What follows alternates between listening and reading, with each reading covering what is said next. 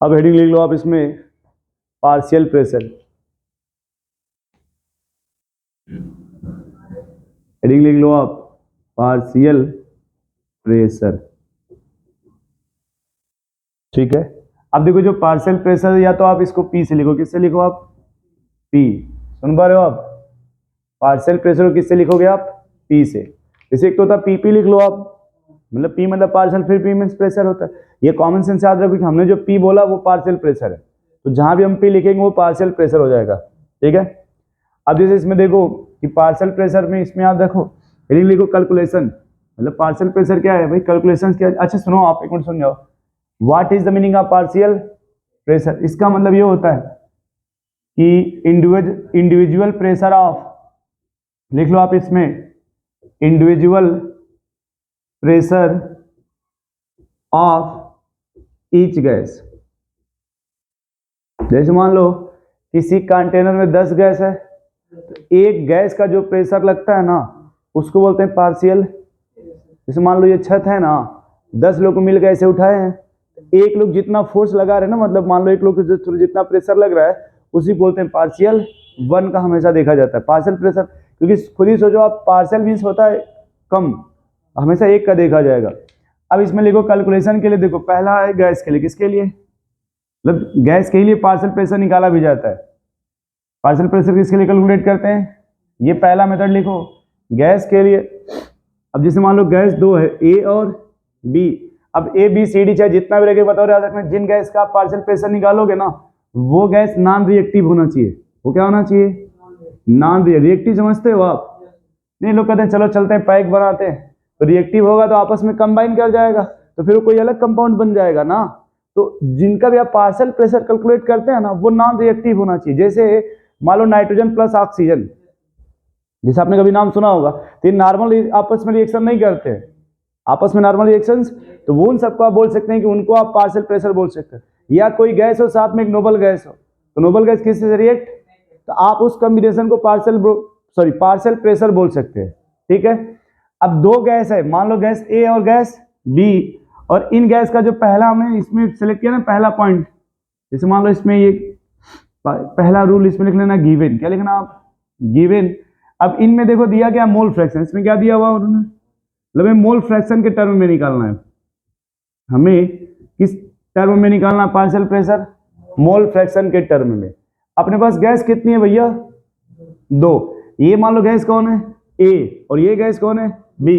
अच्छा एक बात जानते हो आप, ये जो मोल फ्रैक्शन को रिप्रेजेंट किससे करते हैं, एक्स से।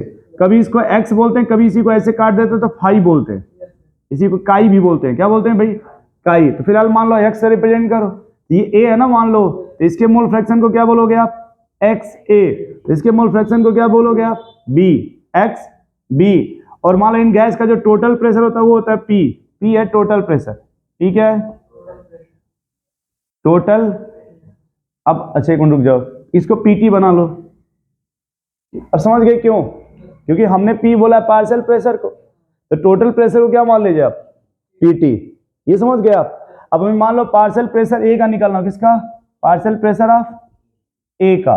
ये सुन पा रहे हो आप, तो उसका फार्मूला होता है mole fraction into total pressure, mole fraction into, तो प्रेशर किसका निकालना है, ए का, तो उसी का लिखोगे mole fraction into total pressure.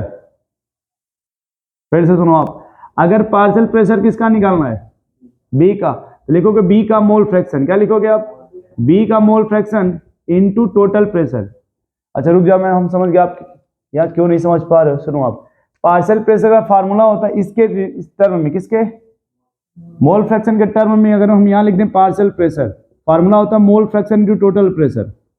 यहाँ क्या हो जाएगा, मोल फ्रैक्शन इनटू टोटल, या फिर यहाँ तो अगर यहाँ लिखा जाए, मान लो ये पी हो गया, मोल फ्रैक्शन मान लो एक्स हो गया इनटू टोटल प्रेशर, टोटल। तो देखो दोनों गैस का मोल फ्रैक्शन दिया है क्या, मान लो गैस आपने ए और बी 2 माना है ना, ये ए है और ये ए का मोल फ्रैक्शन क्या है, एक्स ए, बी का मोल फ्रैक्शन क्या है, एक्स बी। तो अगर आपको पार्शियल प्रेशर किसका निकालना है, ए का, देखो उसका mole fraction into total pressure ये, तो इसका पार्शियल प्रेशर ए का कितना है, एक्स ए, और टोटल प्रेशर कितना है, टी टी। फिर अगर पार्शियल प्रेशर किसका निकालना है, बी का, तो लिखोगे मोल फ्रैक्शन किसका लिखोगे आप, क्योंकि हमें ये फार्मूला है mole fraction into total pressure, तो जिसका पार्शियल प्रेशर निकालेंगे उसका मोल फ्रैक्शन आप लिखेंगे। आगे चल के देखो आप पढ़ोगे आप, ये जो मोल फ्रैक्शन है ना, मोल फ्रैक्शन इनका सम होता है XA plus XB equal to 1 होता है, और टोटल क्या है वो PA प्लस PB का सम होगा। अरे दो गैस का सम ही क्या बनेगा, टोटल प्रेशर। मान लो 3 गैस होती है तो 3 को सम को आप बोलते हैं टोटल प्रेशर, है ना। तो जो टोटल प्रेशर होता है वो पार्शियल प्रेशर का ही सम होता है। सुन पा रहे हैं आप, नोट कर लीजिए आप इसको, सोच पा रहे हो, फिर से बताएं इसमें, फिर से देखो गैस कितनी है, 2, तो हमें जो पार्शियल प्रेशर निकालना ना, हमने पहला उसमें सेलेक्ट किया मोल फ्रैक्शन, हमें क्या दिया है भाई, मोल फ्रैक्शन, और मोल फ्रैक्शन को रिप्रेजेंट करते हैं एक्स से, किससे रिप्रेजेंट करते हैं, ये बात समझ गए पहले। तो ए का मोल फ्रैक्शन है तो क्या लिखेंगे आप, एक्स ए, बी के मोल फ्रैक्शन को एक्स है मोल फ्रैक्शन, ए आप देखो भैया यहाँ पे इंडिकेट किया जा रहा है कि ए का मोल फ्रैक्शन, और ये और टोटल प्रेशर होता है पी, जो टोटल प्रेशर है उसको पीटी मान लो आप, टोटल प्रेशर को आप क्या मान लीजिए, पीटी, ताकि पार्शियल प्रेशर में कंफ्यूजन ना हो। ये सुन पा रहे हैं आप। अब देखो पार्शियल प्रेशर का फार्मूला होता है, पार्शियल प्रेशर का mole fraction into total pressure, इसका फार्मूला होता है mole fraction into total pressure. क्या इतना सुन पा रहे भैया आप। अब देखो अगर पार्शियल प्रेशर किसका निकालना हो, ए का, पार्शियल प्रेशर किसका निकालना हो तो यहाँ ए मेंशन कर दीजिए, ए का मोल फ्रैक्शन बताइए एक्स ए, इनटू टोटल प्रेशर क्या है, वैसे अगर पार्शियल प्रेशर किसका निकालना हो तो मोल फ्रैक्शन किसका लिखेंगे आप, मोल फ्रैक्शन बी का, और टोटल प्रेशर पीटी, वही माना ना आपने पीटी, बोलो भाई। तो अगर आपसे कोई पूछे कि टोटल प्रेशर किसके बराबर होगा तो पी के प्लस पीबी के बराबर हो जाएगा। अरे ये पार्शियल प्रेशर है ना, तो इन दोनों का सम किसके बराबर हो जाएगा, टोटल प्रेशर के, नोट कर लो आप।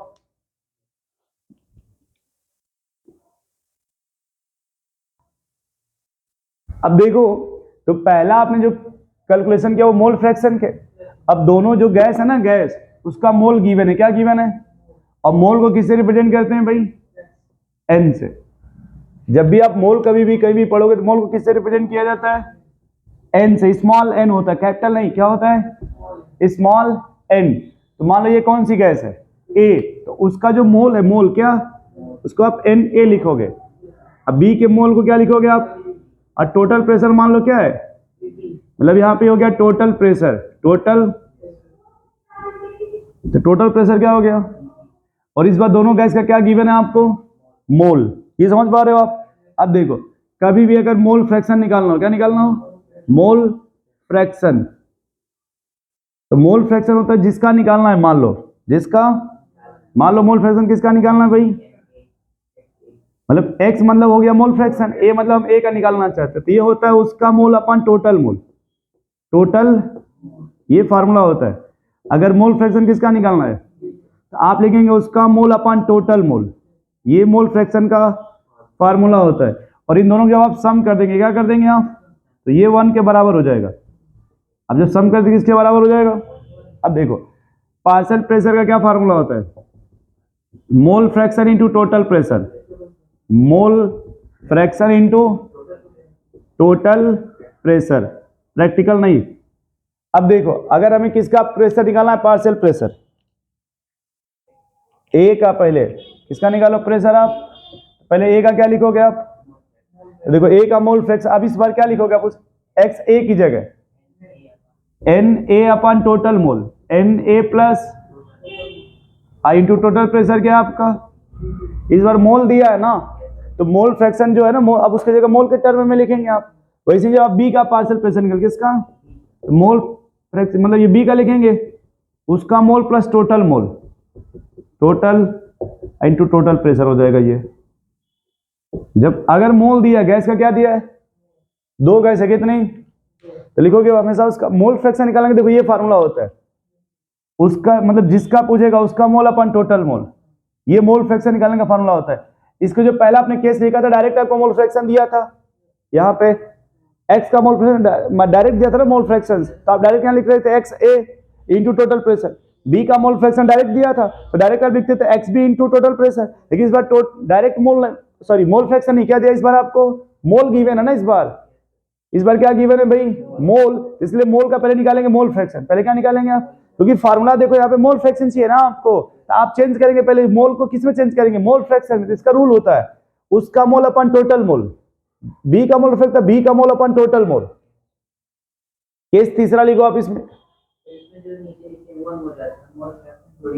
हाँ 1 हो जाएगा। देखो हम जोड़ के बता दे रहे कैसे, आप खुद ही सोच लो, आप कॉमन सेंस।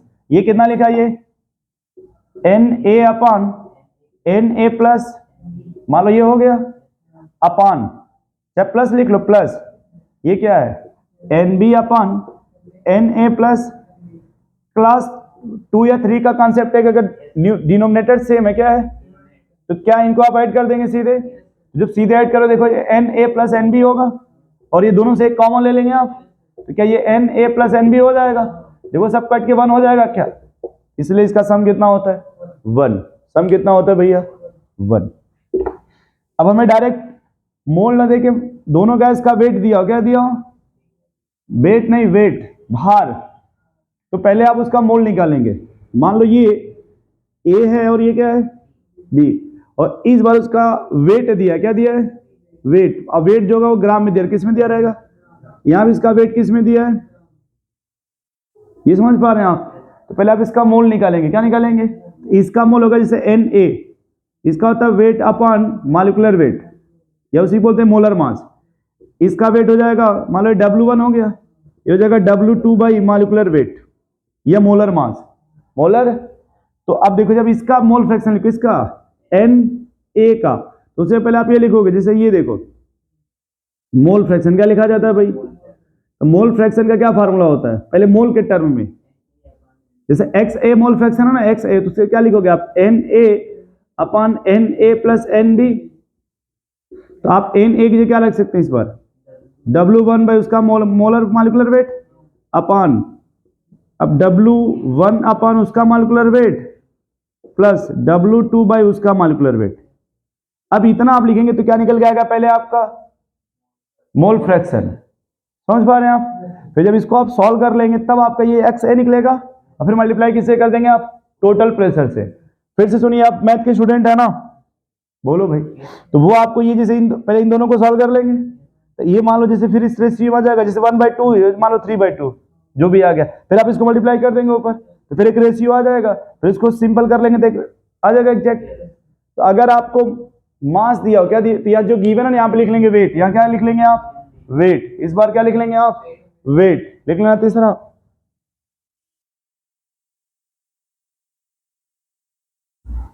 ये मिटा दे पहले यहाँ पे, अगर इस बार गिवन क्या हो वेट,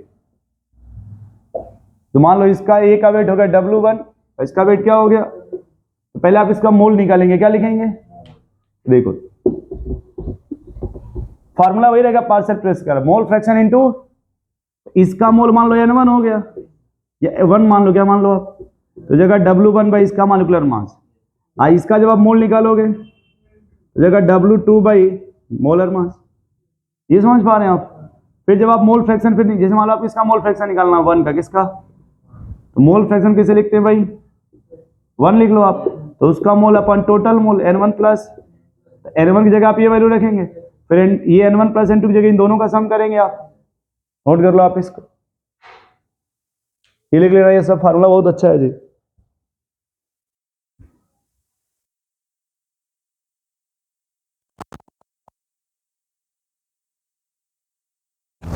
ठीक है, मिटा दे भाई इसको।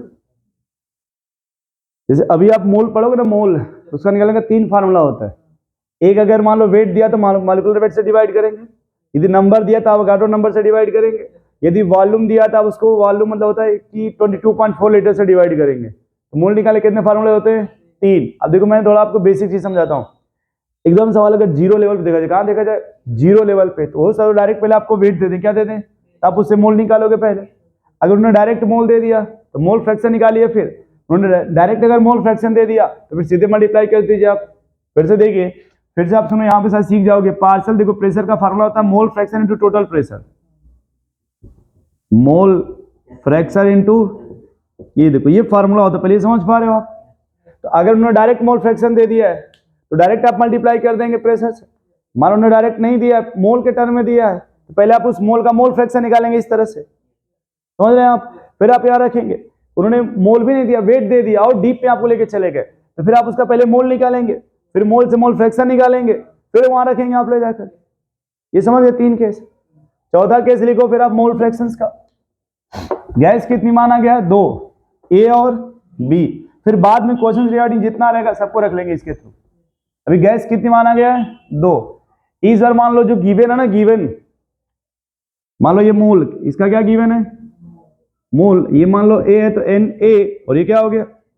इस बार टोटल प्रेशर नहीं दिया है, इस बार टोटल प्रेशर की जगह इस बार देखो यहाँ पे वॉल्यूम और टेम्परेचर दिया है। टोटल प्रेशर की जगह इस बार क्या दिया है? वॉल्यूम और, अब फिर से हमें निकालना है पार्शियल प्रेशर। क्या निकालना है? तो यहां पे लगाएंगे आप आइडियल गैस। क्या लगाएंगे आप? Ideal gas equations. यहां पे क्या लगाएंगे आप? क्योंकि इस बार आपको टोटल प्रेशर ही नहीं दिया है, इसलिए पार्शियल प्रेशर के लिए आप क्या लगाएंगे? कौन सा इक्वेशंस लगाएंगे आप? Ideal gas equations. क्या बताएंगे आप? आइडियल गैस इक्वेशंस क्या होता है? Very good, P V equal to n R. अब देखो ये जो पी है ना, ये हो जाएगा पार्शियल प्रेशर। ये क्या होता है?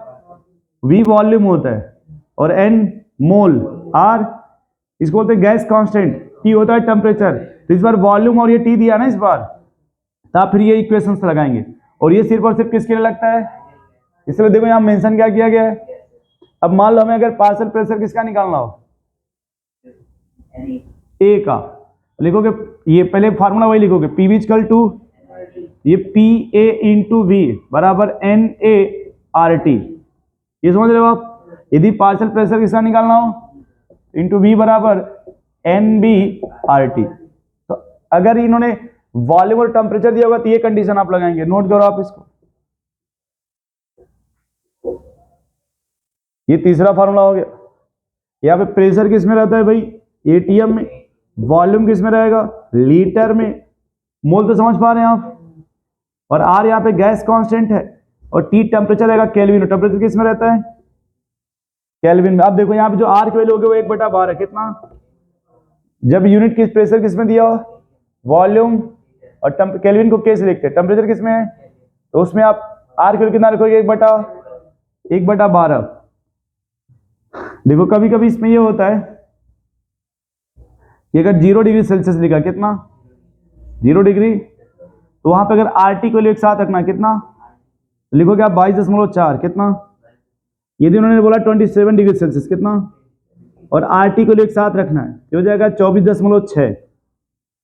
24 थोड़ा सुनो भाई, आर की वैल्यू हमने कहा 1/12। अच्छा एक पॉइंट और देखो आप, अगर टेम्परेचर किस में दिया भाई? 0 डिग्री, आप इसमें 273 ऐड करेंगे, कितना? ये किस में चेंज होगा? केल्विन में, क्योंकि यार टेम्परेचर केल्विन में चाहिए ना। तो मान लो 0 दिया इन्होंने, 273 ऐड करिए तो 273 हो जाएगा कि नहीं? और आर की वैल्यू कितना? 1/12। जैसे आर टी है ना ये, तो मान लो 1/12 इंटू 273। इसको आप सॉल्व करके देख लेना, जो भी आएगा। समझ पा रहे हो आप? फिर अगर टेम्परेचर आपने लिख दिया 27, कितना लिख दिया? इसमें जोड़ देंगे तो 300 हो जाएगा। ये 300 बटा, मैं एक आपको दिखा दे रहा हूँ सॉल्व करके। 3 चौके 4 हो जाएगा, 4 से काट दोगे 25 हो जाएगा। पहले बोलो भाई, तो 27 जोड़ो ना, 27 कितना जोड़ोगे आप? तो 298 होगा। ये 273 है ना ये। एक मिनट, 27 आपने लिखा ना, 300 हो जाएगा। ठीक, लगभग ये 25 आ गया, तो 24 पॉइंट, लगभग 25 के आसपास आया ना जी। तो जब 27 बोलेगा, चाहे 27 नहीं हो सकता, 25 बोलेगा, कितना? तब ये यूज कर लेंगे। अगर उन्हें 0 बोला तो ये डायरेक्टली लिख लेंगे, ताकि आपका टाइम बचेगा। टाइम नोट कर लो आप इतना।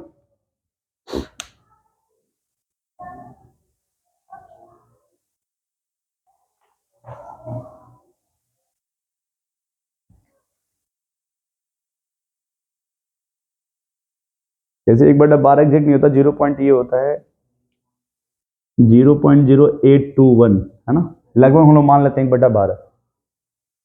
लिख लिया आपने?